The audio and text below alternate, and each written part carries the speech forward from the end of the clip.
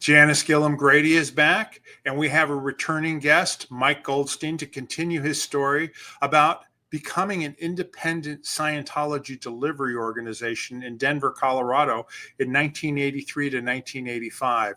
We're going to talk to him about what he had to do during that time period, about Scientology trying to shut him down.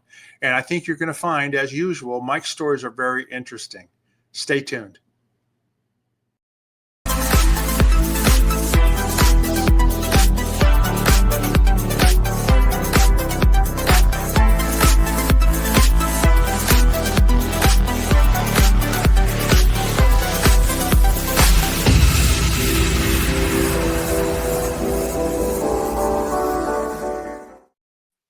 Welcome to our channel, Scientology Peeling the Onion. My name is Mark Fisher, and we've got Janis Gillham Grady back. How you doing, Janis? Good, aloha. Mark. Yeah, aloha. Good day, everybody. Yeah. And I'm happy to be back. It's been nearly, 3 weeks? Oh, Maybe longer than that, because you were in, yeah. It's been, well, we did one show when you came back from your trip to Scotland and Ireland, but yeah, it's been a bit since you've been gone for a bit. So yeah. So tell everybody what was the latest occurrence in your life? Yeah, last weekend my daughter got married to a lovely man. He just got out of the Air Force. He was in the Air Force for 10 years, and they're off in Italy right now, and they're going to live in Kansas. And so I was in Kansas at the family farm where we put on the wedding with a big tent and by the lake, and it was beautiful. And he has 6 siblings, so all 7 kids showed up for the wedding, and his mom. And yeah, it was a great time. That's wonderful. That's wonderful news. Yeah.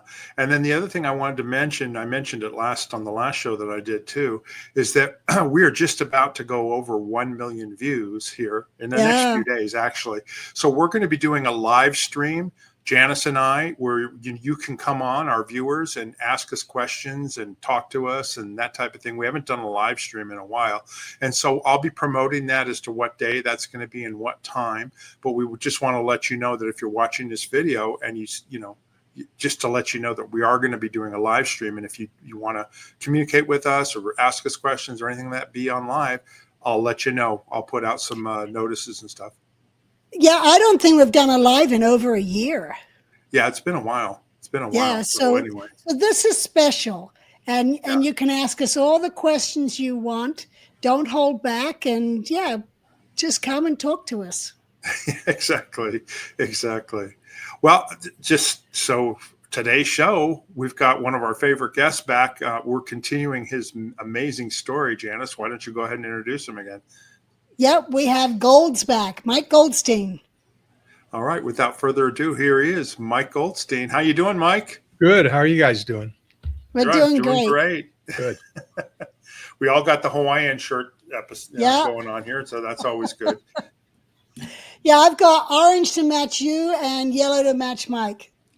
Yeah, remember how they had different uniform A, B, C? Well, this is uniform H for Hawaiian. I was in the Sea Org. We used to have it. That's right. Yeah. Anyway, hi, Mike. We talked the last time. Janis, you were gone, but Mike and I went over. Mike, you went and hooked up with David Mayo, and after he had left the Sea organization and started up his Advanced Ability Center in Santa Barbara, and we told a little bit about that. But why don't we go ahead and carry on from there, because you actually went back to Denver, and we're going to start delivering Scientology services there, right? Right. When I got back from David's, I went into the local organization, and that mission that was here on that garrison mission, those 2 guys from the land base, or from SU, and that I remembered from the ship, they were there, and I basically told them that I'd been out to David's. And of course, they freaked out. No, you shouldn't have done that. And then within probably 48 hours, the RTC sent a mission out. And I had told them that I was going to start delivering, because I had a meeting when I got back, I first had a meeting at a local person's house by the name of Steve Muro, who was a public person, and he was kind of had a bunch of people there, and he's the one that told me that David was delivering, and he asked me to come speak to these public. So I went in and I told them that they should, that I'd done it and the services were good, and if they didn't want the high prices and heavy ethics, they'd get great service if they went out and saw David. And they basically said, well, why don't you just do it here, which I hadn't thought of. So I said, that's a good idea. I think, because I knew people. I knew people like Russ Meadows, who was in the field here in Colorado, in Denver. And I knew some other people so I could deliver. So I figured that sounds like a good idea. So when I went back into the York, yeah. Yeah, when you say deliver, just for our viewers, he means delivering Scientology services outside of the Church of Scientology. Yes. That means like auditing, counseling, training, that type of thing. And like you had other people that were trained that could help you. So anyway, I just wanted to make that clear for everybody. Exactly. We could deliver what David was doing and the same quality. And so figured that sounds like a great idea. It's something I'd like to do, but I'll give them another chance, one more chance, with the church. So when I went back in, I told them this, and then within just 48 hours, there was another mission to handle me. It came out from the RTC. And basically they were saying, you can't do this. And you shouldn't. And I said, look, if you get me a meeting with Pat Broker, we'll go from there. Let me see if I can talk to him.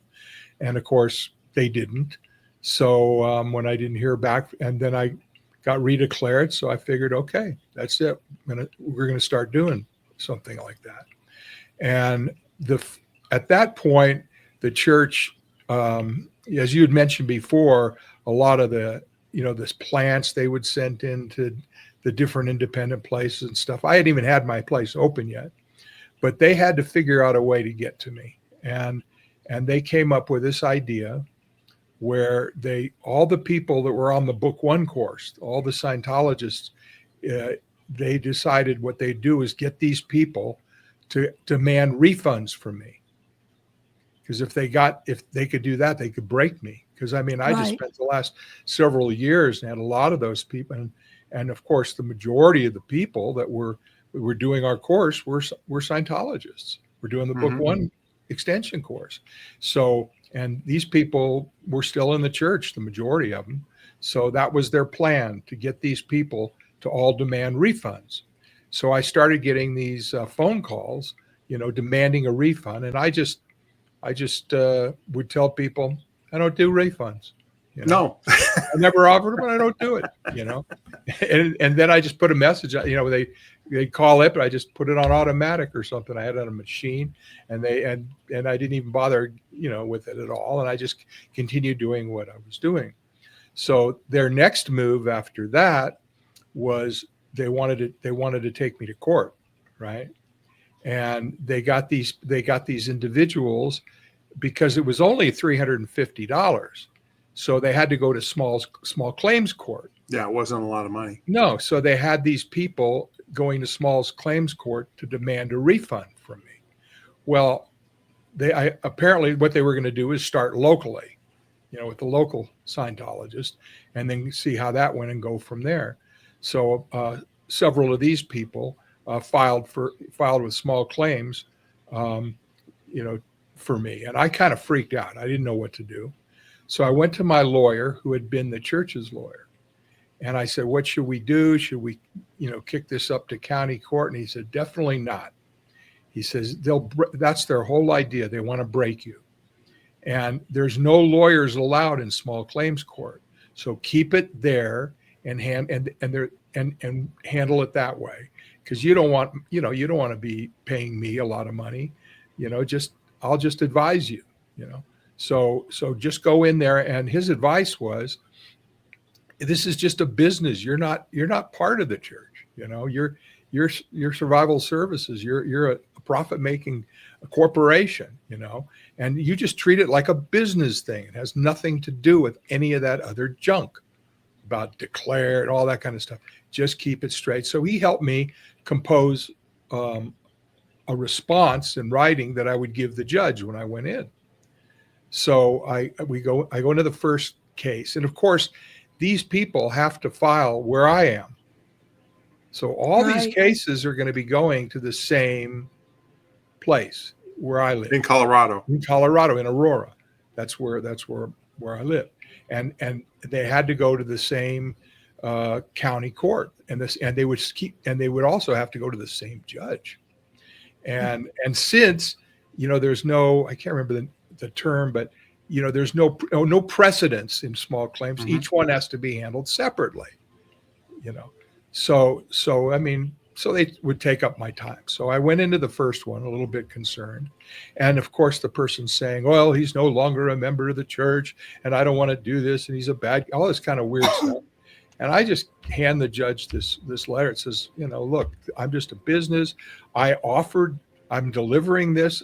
I'm still delivering this. And this person, I'd still deliver to them.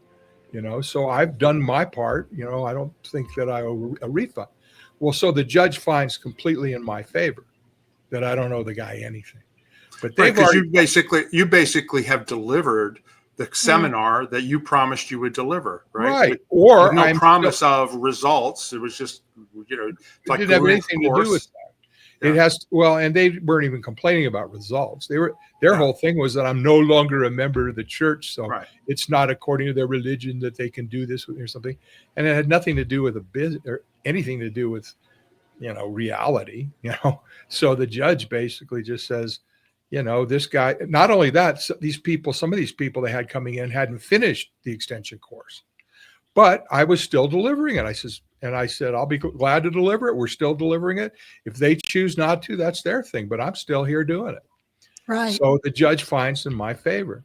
So they had already had several of these in. So I kept going back into court and these people kept coming in one by one, presenting their same silly case. And I keep giving the same judge the same document, saying, I don't know what these guys are talking about. I'm just a company, and he would find completely in my favor. And this went on through a whole bunch of these guys, right? Which was actually starting to just be one thing after the same old. Well, finally, they come in this one time, and the guy, and it's not just the public guy, but it's the ethics officer from the local org, who by the name was, his last name was Justice, which I thought was Dennis Justice. I'll never forget that. What a name. Anyway, so he comes in and then the guy presents the judge with a stack of documents like this high, huge stack of documents. And I'm going, what's going on? I don't know what's going on, So the judge starts looking through these documents, and basically this all actually came down from Worldwide. And do you remember in one of the other episode when I told you that originally we incorporated, I wasn't part of the church. I was a separate corporation outside the church. And also at one point, the GO wanted me to become a Dianetic counseling group. Remember? And I told my lawyer, I have to do it. I'll get declared, so he put together all the papers. We had sent them up to Worldwide, but I never heard back. So I never filed them. Well, they had all those papers showing my connection to the church. They said, this guy's definitely connected to the church. Here's the papers of him, wanting to become a Dianetic counseling group and all this kind of stuff. So I don't know because my whole thing that I've been saying is I'm not part of these guys. I don't know what they're talking about. Now they're showing all these documents and all. So this judge, I'm kind of freaking out a little bit. I don't know what's going to go on. So the judge sits up there and he spends the time going through all these documents. And while this is going on, there's more and more, all these people, there are people that are in there for their own cases. More people are coming in. And so this little small claims court is packed with people, and they're standing. They're all just they're just totally into what's going on, right? And so the judge, and he even looks over at the guy. Who are you? He asks, who are you? He says, well, I'm from the local organization. What are you doing here? And he tells them, because I'm here as a, I don't remember, like I'm here for moral support for this guy. I'm part of his church, all this crap. So the judge goes through everything and he says, okay, I'm ready to make my decision. And he gave like a half-hour summation. and it was unbelievable. You couldn't hear a pin drop. And he went through the whole thing, and he said, he says, they have shown that there's definitely a connection, because they had stuff from Diana. They had everything, there. He says, it definitely shows a connection between survival services and the Church of Scientology. He says, however, he says, it's kind of like if you have you have Jello and water. And in other words, he never filed the papers. So Jello was never made. So it shows there was an intention for that to happen, but it never happened. Right. So therefore, there is no connection, because there was no Jello ever made. And that was their own fault. That was because they let it sit in an in basket somewhere. Right. Right. Thank God. So then he goes on and he starts giving this talk, and it's all about religious freedom. And he started making the church look like total bigots, just like, horrible. It made him just, he says, just because if a person's a Muslim or a Jew, or he goes in to buy something. And he just used these analogies that made the church look so horrible. And it was just, and when he finished, he just said, and I'm finding completely in my, and he found completely in my favor. And the courtroom erupted. All these people, these are just people in a small claims court. They're all applauding and everything.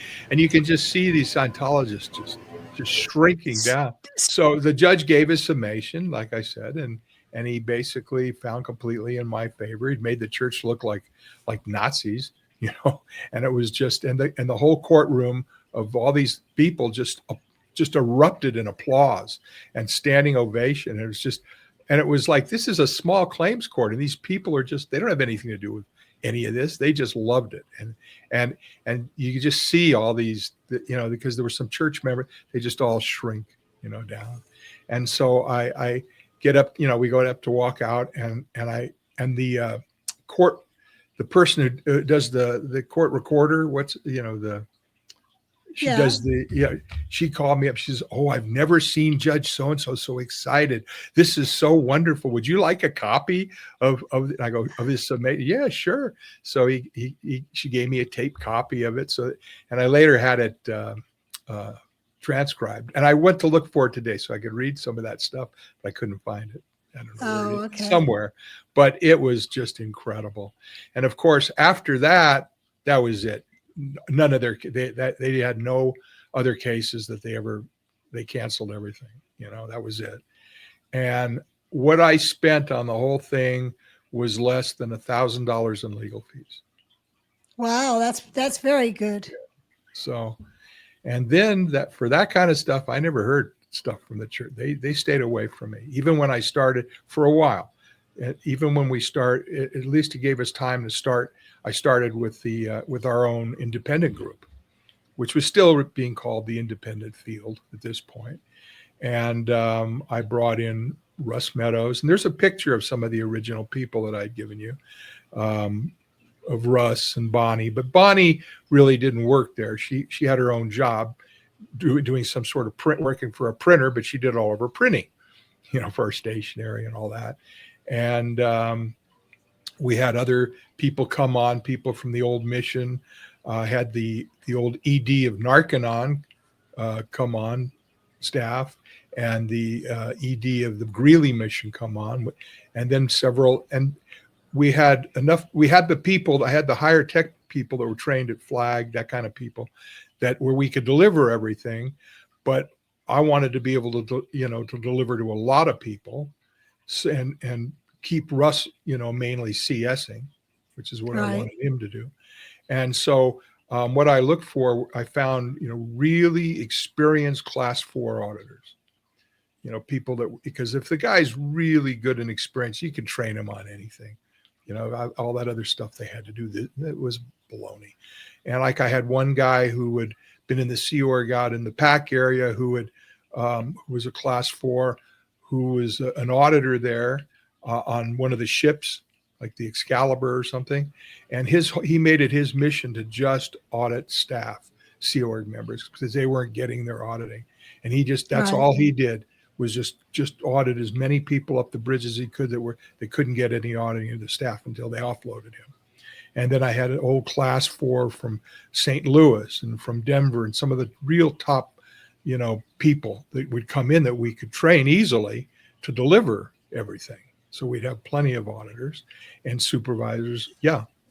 How did you get these people? Were they just people that were disaffected, that were out in the field, and or were they from out of Colorado, like in California, like you mentioned that one auditor? I mean, were you reaching out to people? Well, some of them had come to us. The guy from California is actually, his family lived in Denver, and he lived down the street, and he came in for services, and that's how I got him.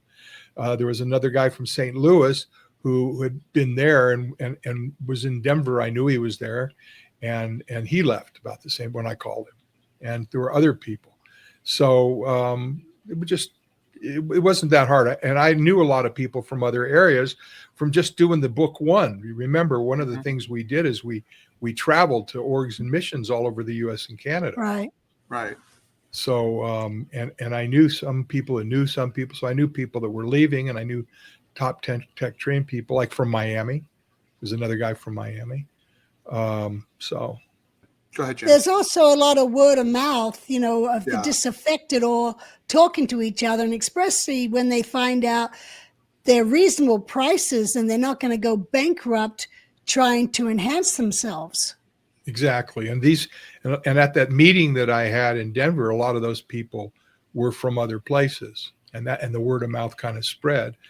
All the people in the area, they wanted to do it, but they didn't want to go out to Santa Barbara.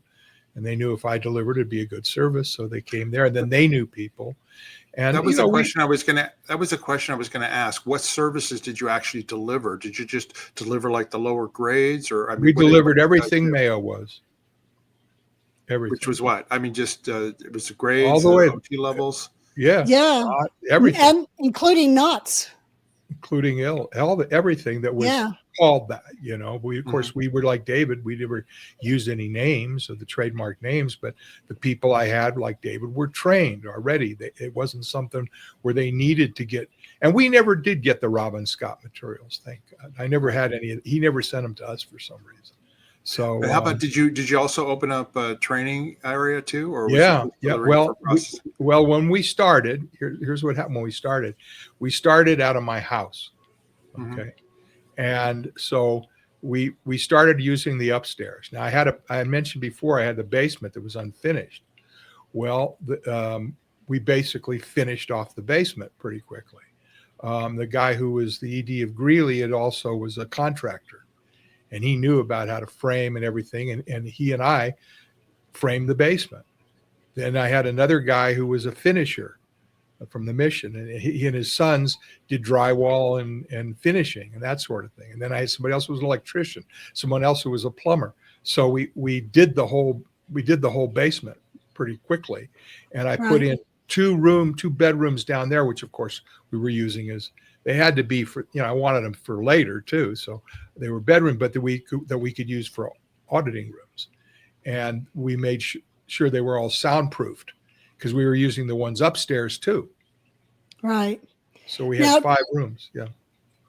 Did you detect any of your staff or the trainees as being planted there by the Scientology? Not at just that like time. They did with David Mayo? Not at that time. Even though I saw some comment from some guy that said he came to the house and he was sec checked and turned down. I don't know who that guy was.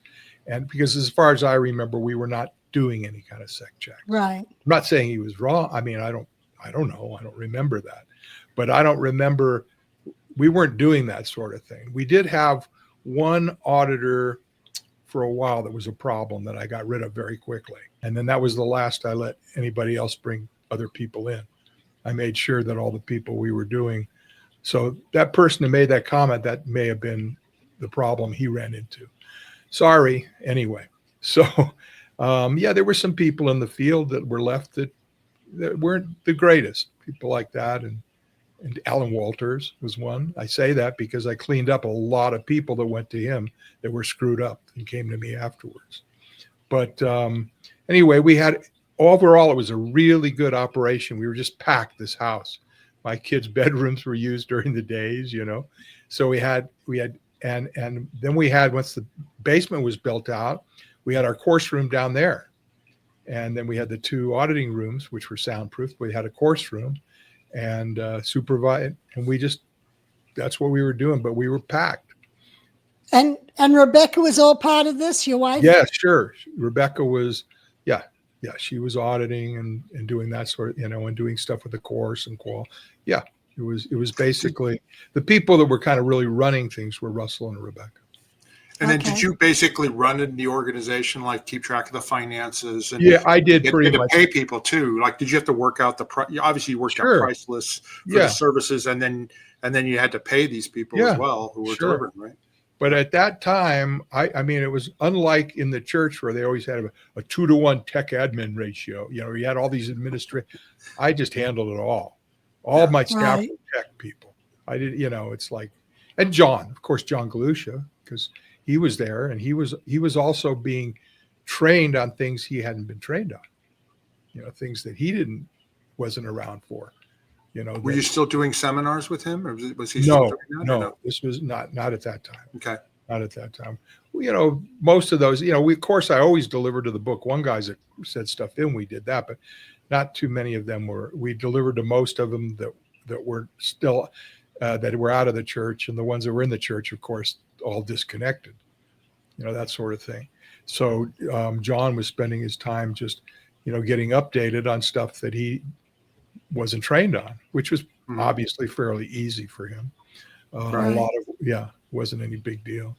And wasn't for even just some of those good class 4s, it wasn't any big deal. He trained very easily because they were all really experienced auditors, and it wasn't that big. It's the same thing I mentioned, like when I was on the ship and we were in the RPF, it was read it, drill it, do it. And we weren't read or drill it, do it with these guys. We were training them, but it was easy, It was really it's kind of like once you learn the basics of auditing, you're just learning other processes that you're running, because auditing is basically your training, your TRs, your metering. Yeah.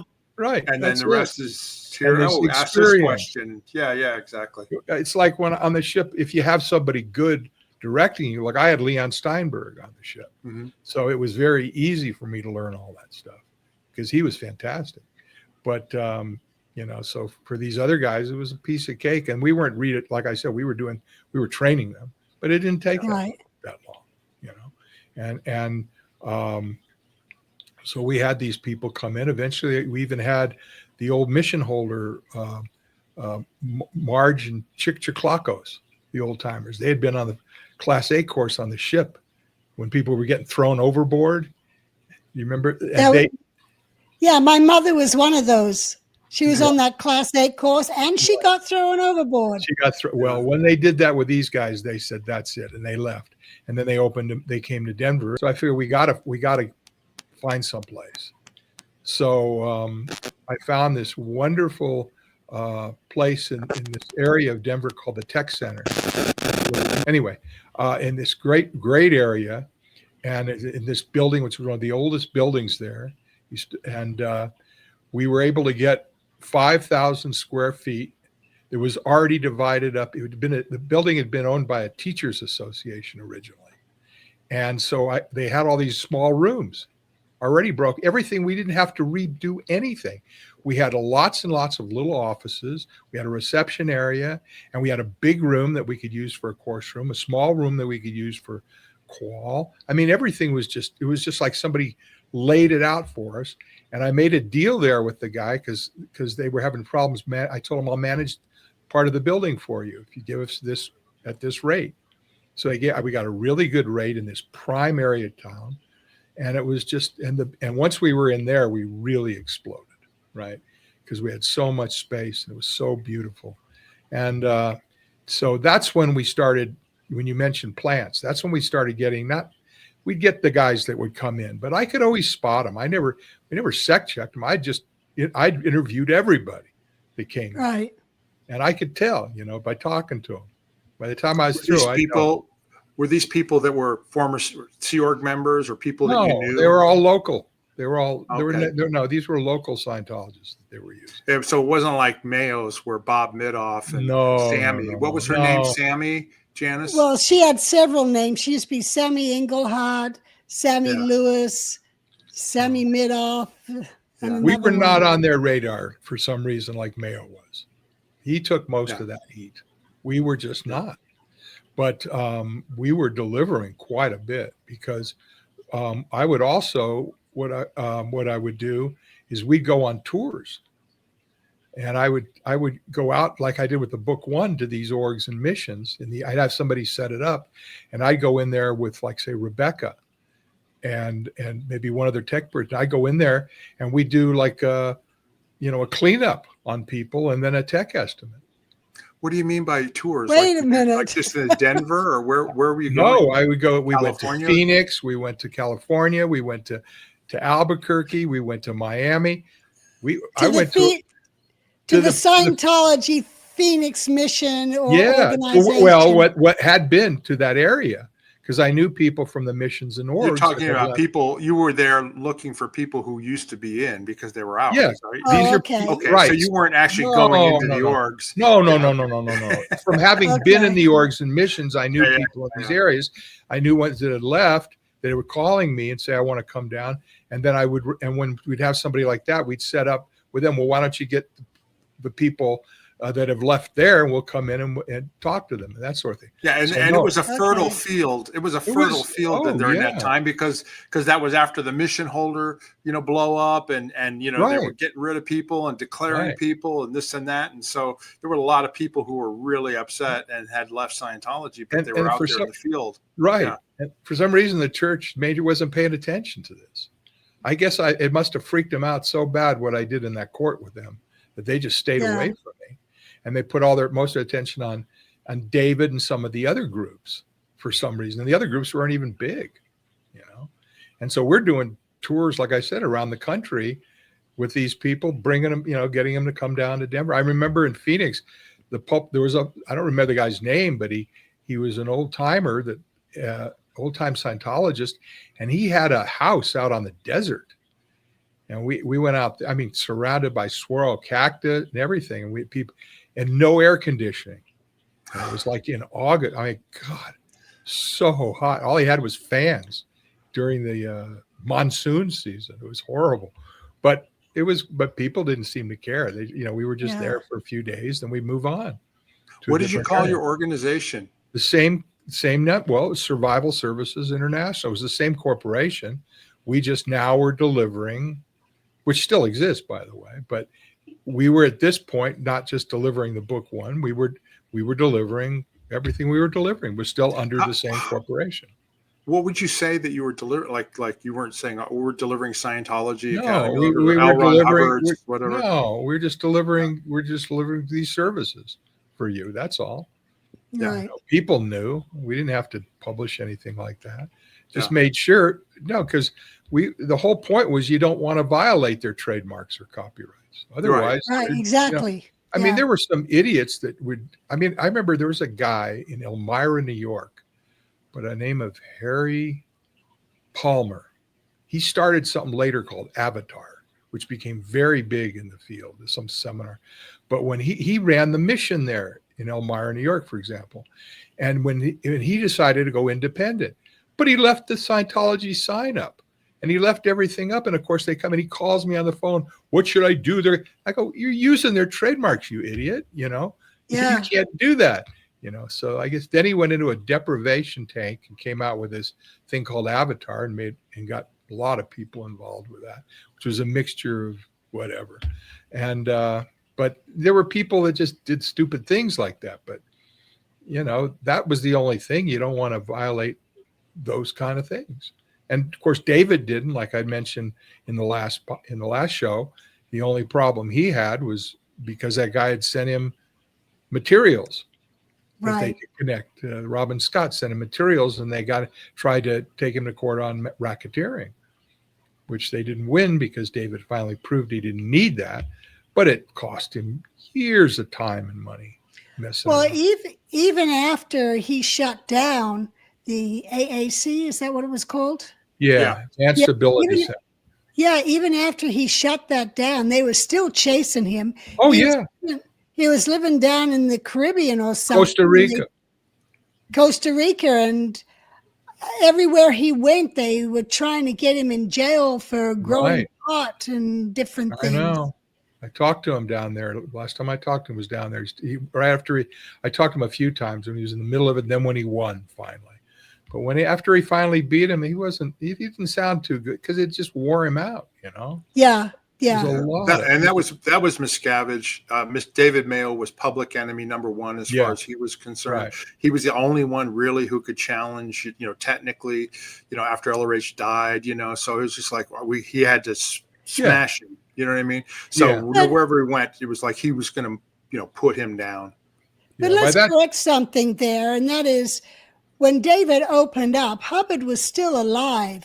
Oh, and I know. He was sending orders down to go after David. Yeah. And he did that whole story of a squirrel, and it was all based off false reports that Miscavige was sending up to Hubbard, just basically to get David out of the way. Right. Yeah. Well, and because David Miscavige had security checked Miscavige and Pat Broker and had information that didn't get to Hubbard, that, basically all the different crimes that they were committing against Scientology and Hubbard. And so let me bring that up. The false reports. Yeah, go ahead, Janis. Yeah, let me bring that up. And that is where Hubbard was mad at Miscavige and Pat Broker, and he had ordered them sec checked. And so Jesse Prince and David Mayo were doing the sec checks and was getting quite a bit of dirt on the two of them. And then they sent up their reports, but the only way to send communication to Hubbard was through Miscavige, who would then deliver him to Pat. And Sarge, Steve Fouth, had told me that Pat and Dave used to sit in the van that did the courier runs and rewrite people's reports or take things out. So it was always suspected that the report to Hubbard on what Pat and Dave were doing in Las Vegas with money and with whores and all sorts of stuff, apparently that was all taken out and never got to Hubbard. And so, of course, they would try and cover up their tracks.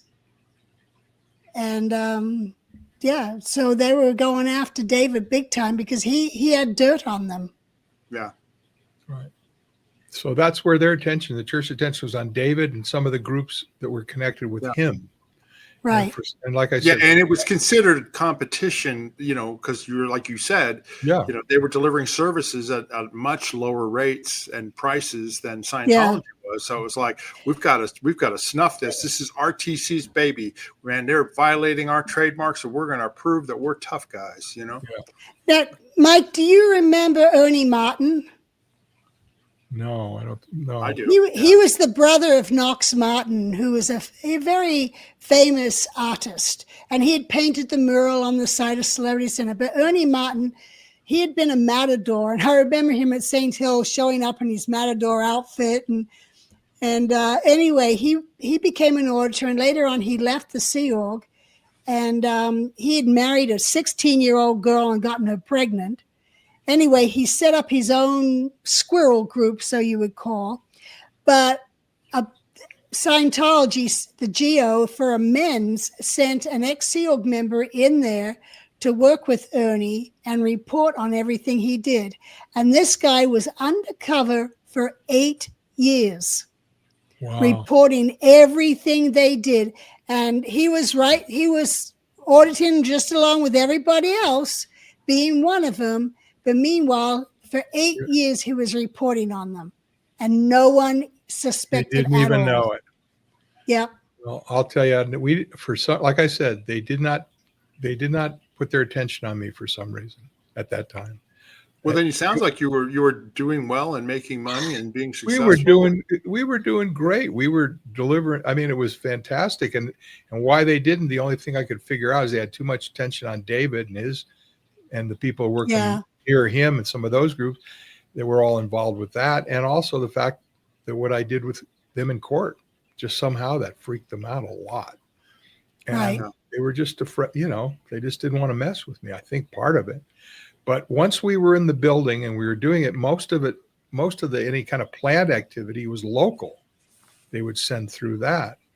And I could always spot them. And at the time, as we kind of grew a bit, I was, we were at first just setting up and training and delivering like David. And then I wanted to start working with New Public again, like I'd mentioned. And so we started, one of the programs was, aside from the book one, when I ran the org, the other successful action to get people in was the OCA. Because we were doing the old OCA as it was originally laid out by Raymond Kemp, right? Right. He wrote it. He was from Oxford, and that's why it was the Oxford Capacity Analysis. And he wrote it, and he had a handbook, and we used that till he got thrown out, and then you weren't allowed to use the book, and it disappeared. Well, at the time, I said, I want to be able to do that. So I got in touch with Raymond Kemp. He was still alive, and I got in touch with him, and I said, I basically got the story. He said, look, what they did in the church is they just changed a few questions. They got rid of the book that how to evaluate. They got rid of that. They changed a few questions and put LRH's name on the copy and on it. Now I could have gone to court, but I didn't have the money, to fight them. So I didn't do anything. That's what he told me. Okay. Right. Well, Raymond at that time too. Raymond and his wife, Pam, were best friends with Hubbard and Mary Sue. They were like always going out together and hanging out and so forth. At St. Hill. And at St. Hill and in London before St. Hill. Okay. Well, this is now 1983, 84. Orange County Mission. And he's now out in California. So I contacted him. I said, so he says, yeah, but I still have all the licensing. I just can't go after the church. I mean, I don't have the money to do anything. And I said, well, then how about you license me to use your materials? Because they don't really have a license. Right. So if you'll license me, then that means I can use the OCA, and they can't do anything about it, plus the handbook and everything. So he goes, sure. Just for our viewers, the OCA is that personality test. Personality Oxford Capacity Analysis. But it was known as the personality test. And it was a way of getting people into Scientology. They still use it, I'm sure. They still probably have people. But this was the guy who actually put it together and had the copyrights, not the church.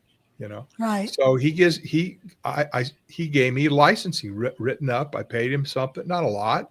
He didn't want a lot of money, so I gave him some for the license, and he sent me documents in the book and everything. And I had remember Bill Potter, Billy Potter, and Chris Potter. Yeah. So they were divorced, but at the time, but Billy came to work for us.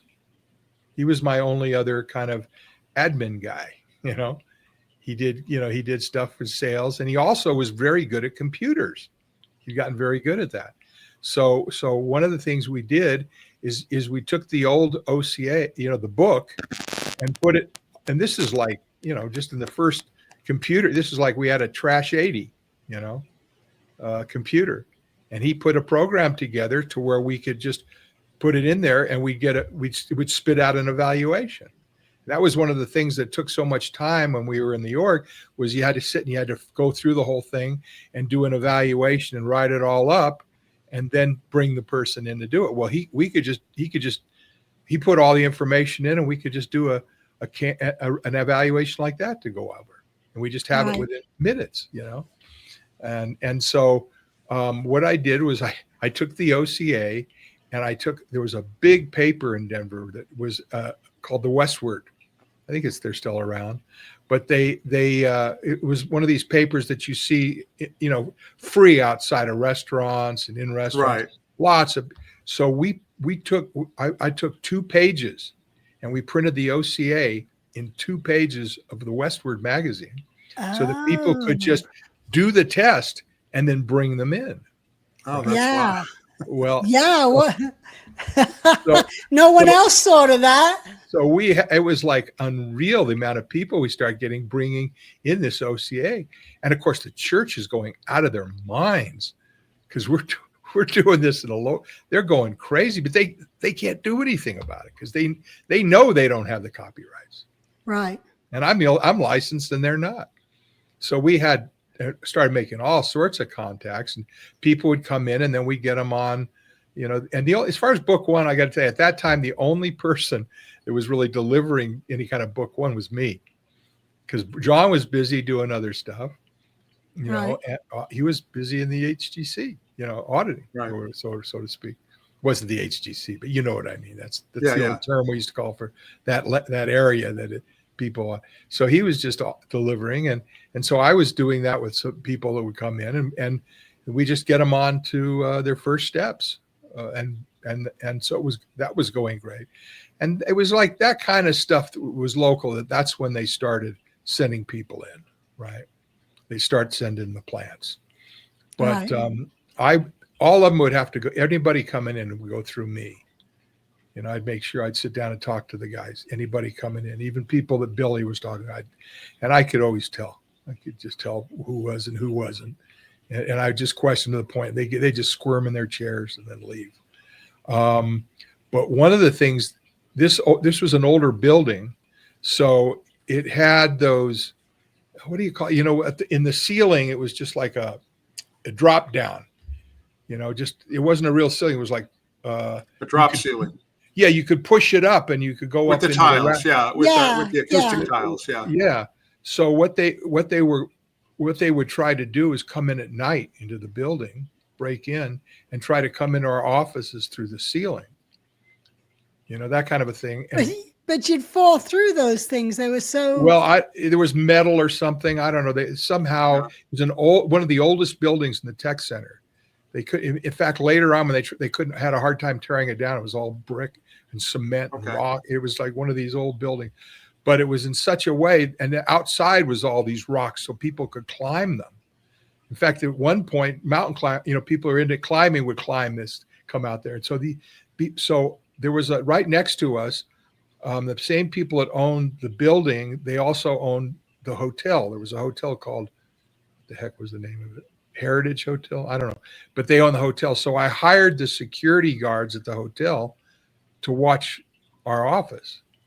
But now hold on a second. You're saying that Scientology was having somebody break into your place? Sure. They would send people in to come in, to try to find out, whatever they could get our material or whatever.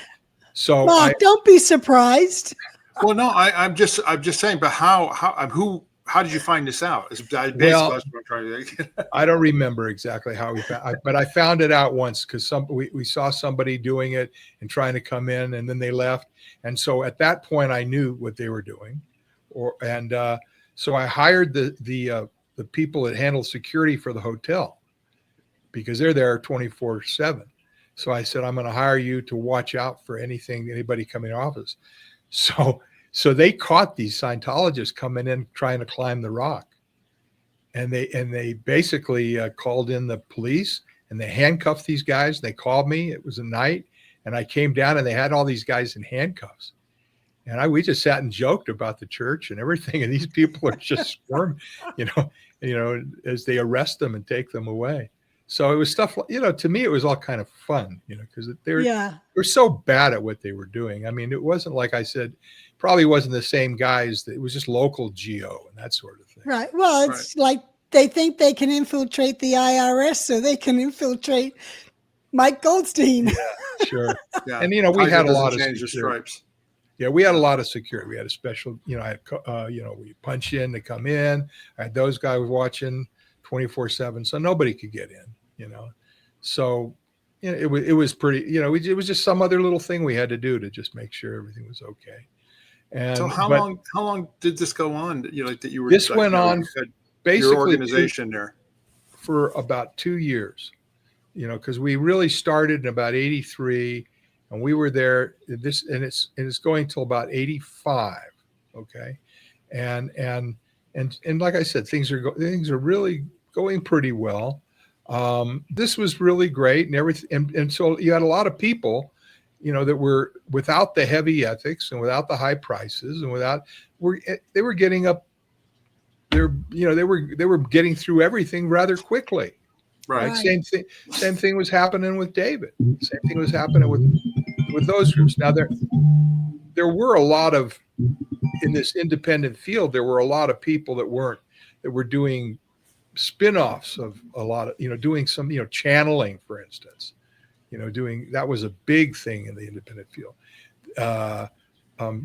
Channeling from who? Hubbard? No, channeling aliens and stuff, Oh, okay. I mean, what's funny is that somebody was just mentioning, I just heard about one that was around back then. It was big. Some guy named Bashar, and it's still around. Bashar, it was some alien from the Pleiades or someplace, and he channels through some guy, and they'd have meeting. I mean, it was like there was all different kinds of things coming in this independent field.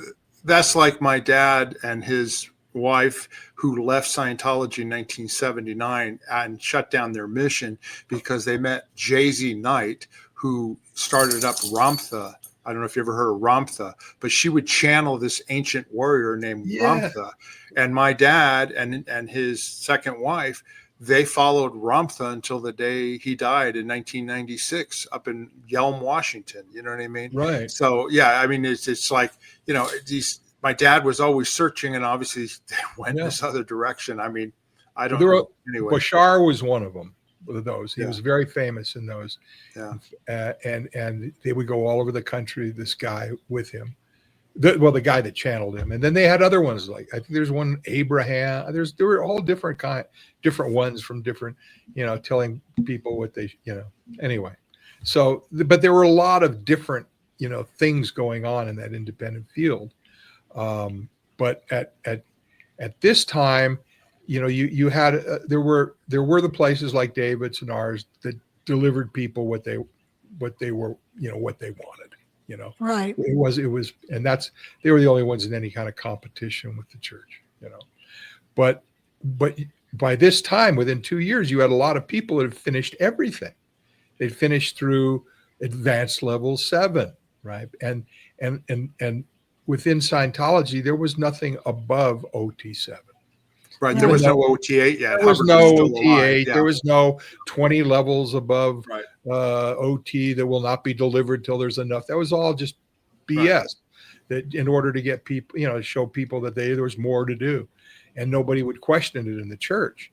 But once these people started getting through everything that was available, either in or out, they couldn't say a whole lot if they're in the church. They can't complain, or they'd end up with their heads in a basket. They had to, and a lot of people, oh yes, that was great and everything, and but in the field, people could say what they wanted to say.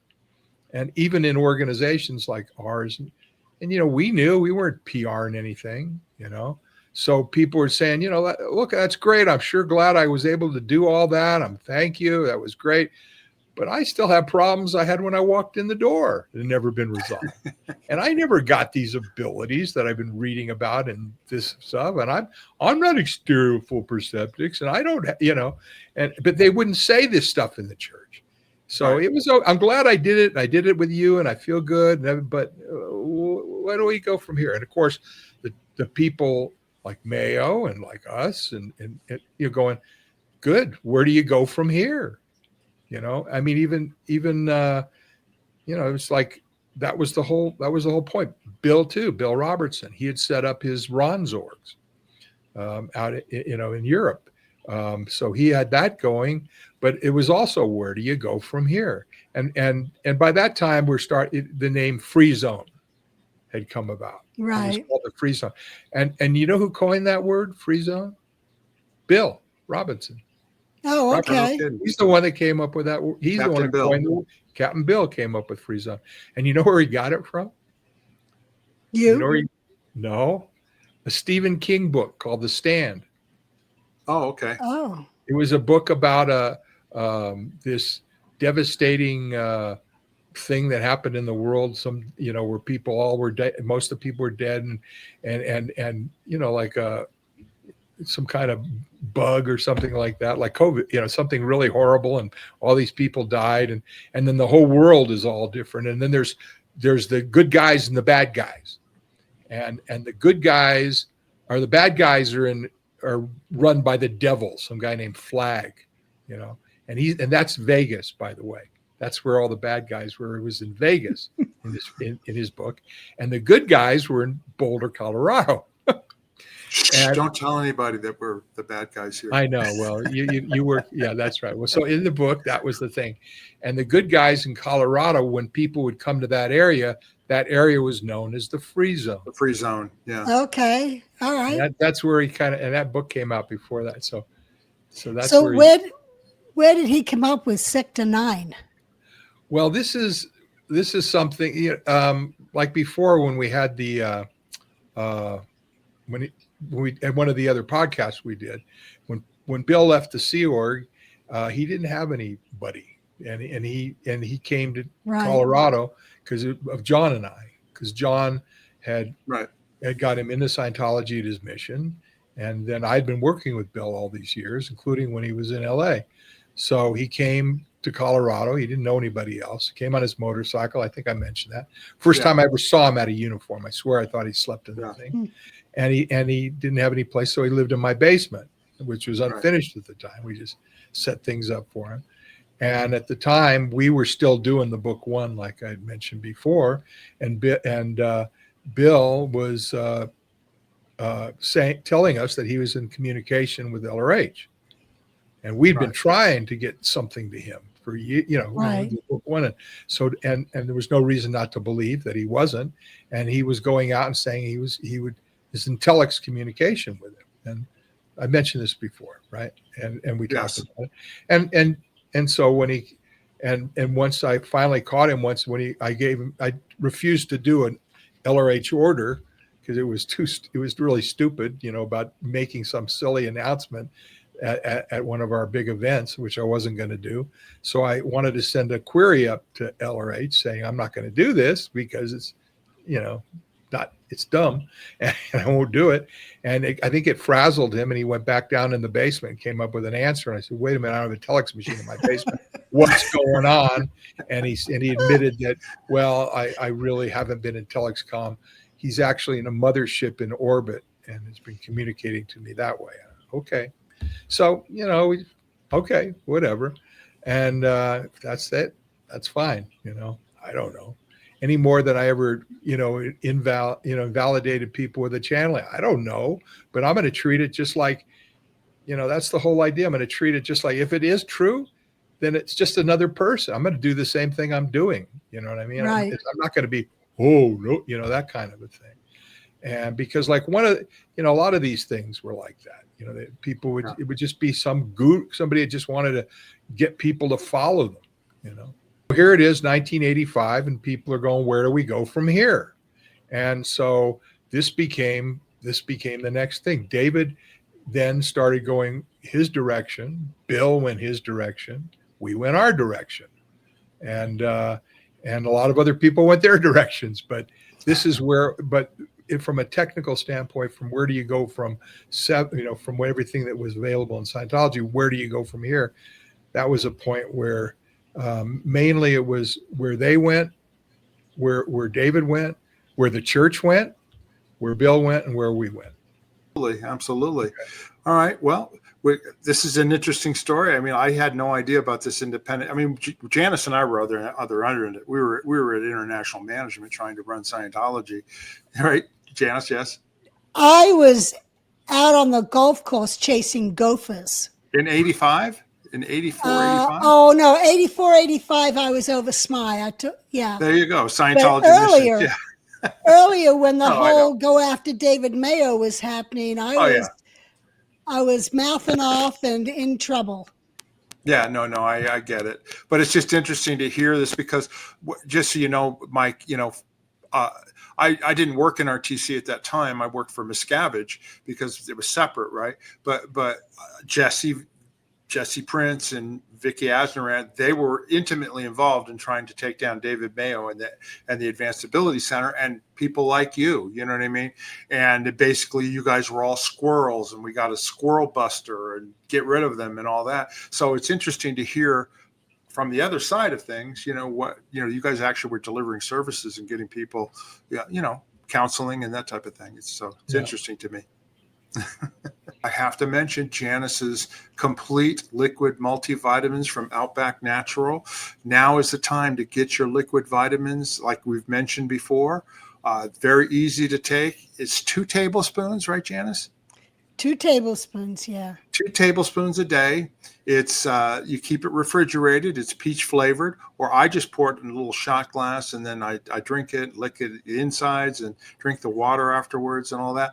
But it's an easy way to take your vitamins. They're complete multivitamins, and that way you don't have to take a lot of, handful of supplements and pills and things like that. But Janis, we've actually had quite a few orders coming in here from our viewers. Yeah, right? we have. Yeah, you've done very well on helping me promote this, Mark. Yeah, and hopefully it's helping people. I know it helps me. It actually gives me energy too. Like, Janis, I was thinking about this. When I take them, usually if I'm a little tired and I haven't taken my vitamins, I go ahead and take them, and within a minute or two, I'm like, oh, I got a lot of energy right away. So it's a good thing. Good. Yeah. Glad to hear that.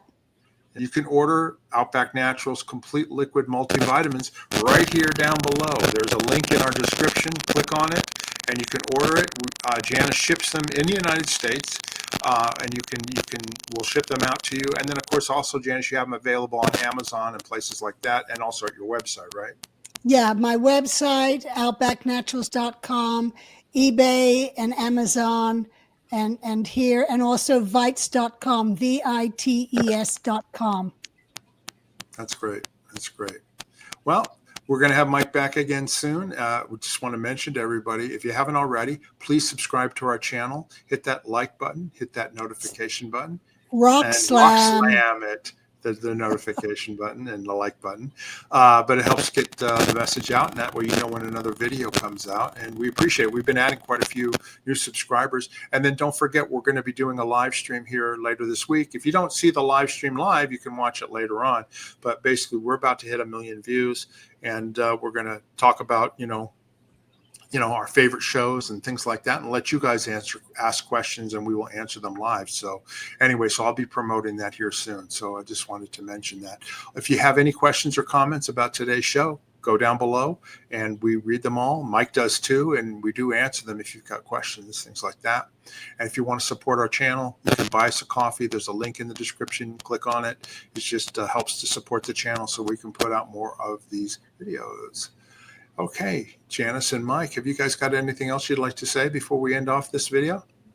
No, I think you covered it. Thank you, Mike. You're welcome. Thank you guys for having me, as always.